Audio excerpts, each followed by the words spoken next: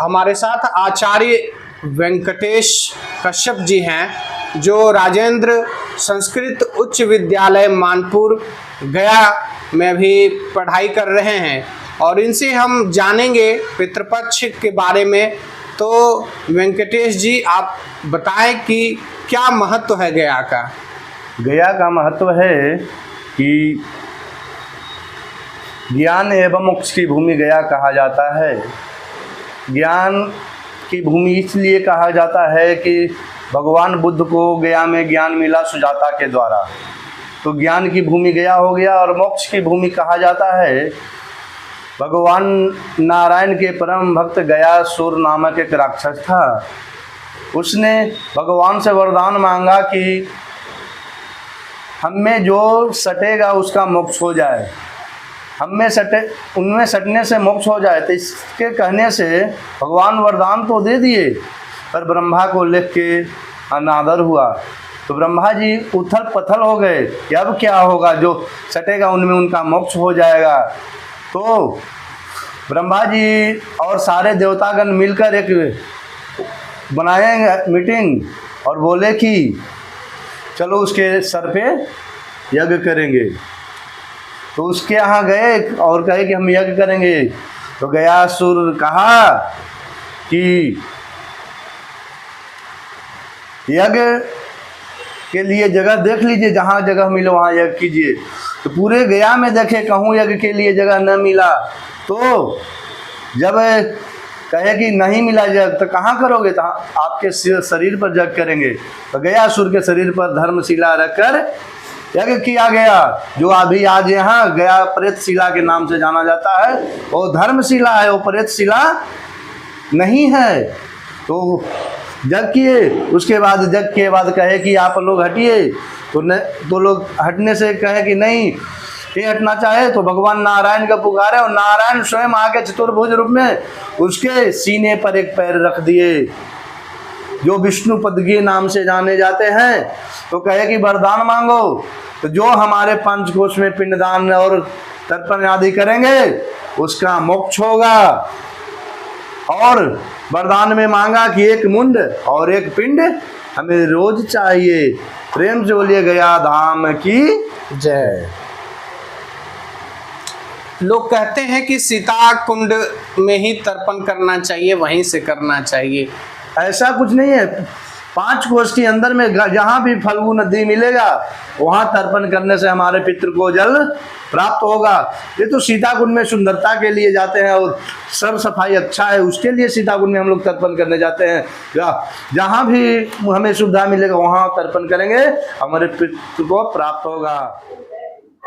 धर्मशास्त्र प्रमाण वेदों में, पुराणों में और अनुभव के आधार पर मैं यह कह सकता हूँ कि किसी के जीवन में पितृदोष, राहु जन्य दोष, केतु जन्य दोष, ग्रह बाधा, प्रेत बाधा आदि के निवृत्ति के लिए भी यह श्राद्ध उचित है। इन श्राद्धों के कर्म का फल परिणाम के कारण व्यक्ति को जीवन में जो जो समस्याएं हैं उन समस्याओं का निदान हो जाता है।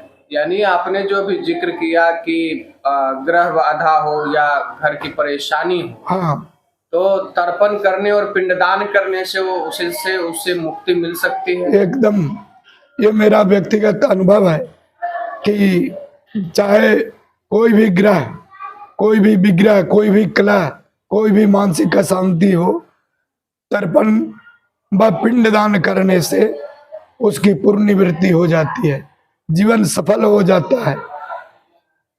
यहाँ पर बहुत सारे वेदियां बनी हुई है जो ग्रह बाधा और अपव्यय मार्ग से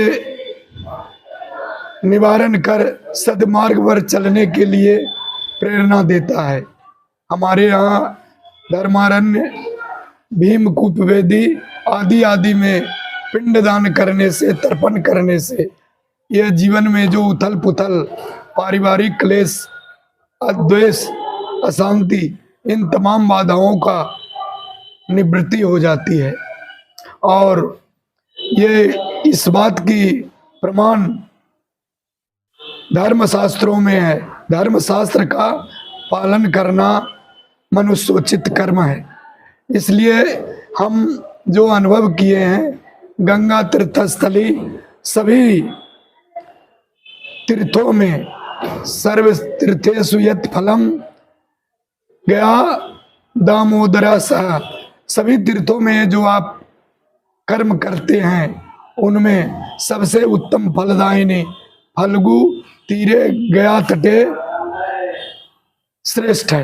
हम स्वयं इस बात की अनुभूति किए हैं और यहाँ भगवान विष्णु ने स्वयं, उनका चरणावृंद का इतना बड़ा प्रभाव है कि समस्त पूर्वजों को उद्धार करने की क्षमता है।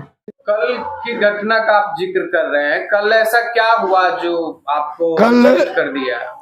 कल मैंने व्यक्तिगत धर्मारण्य क्षेत्र में एक व्यक्ति को त्रिपिंडी श्राद्ध करा रहा था अपने 3 इष्ट मित्रों के साथ। ज्योतिष सिद्धांत के अनुसार वो लड़का को मैंने देखा कि अपने पथ से विचलित है। जब ज्योतिष से हम उसकी गणना करते हैं तो वह राहु दोष से पीड़ित था। राहु के महादशा में केतु का अंतर्दशा चल रहा था। बार बार अपने शरीर में उसको अजब विचित्र सी स्नान, तर्पण और पिंड कराने से वो सारा बाधा अपने आप दूर हो गया। क्या हो रहा था?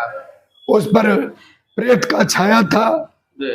और श्रीमद् भागवत में भी प्रमाण है कि जाने अनजाने दिवंगत महात्माओं की शांति के लिए पिंडदान और तर्पण अवश्य करें।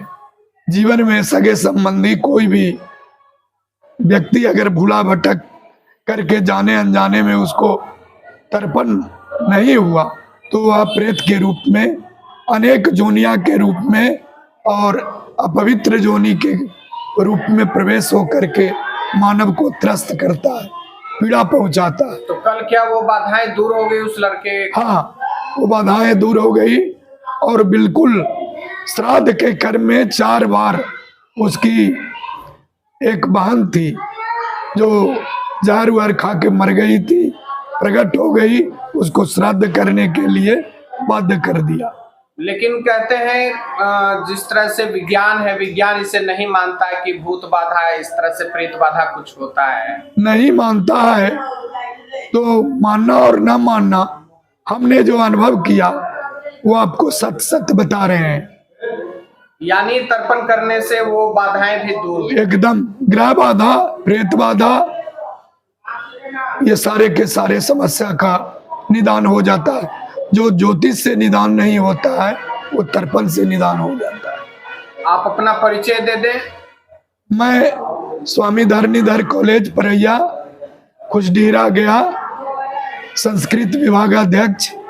मैं ज्योतिष और कर्मकांड का भी अनुभव रखता हूँ और बहुत सारे मैंने रत्नों का, रुद्राक्षों का प्रयोग किया जीवन में, वो सफलता नहीं मिला जो कल केवल तर्पण करने से और पिंड करने से हमको प्रत्यक्ष अनुभव हुआ।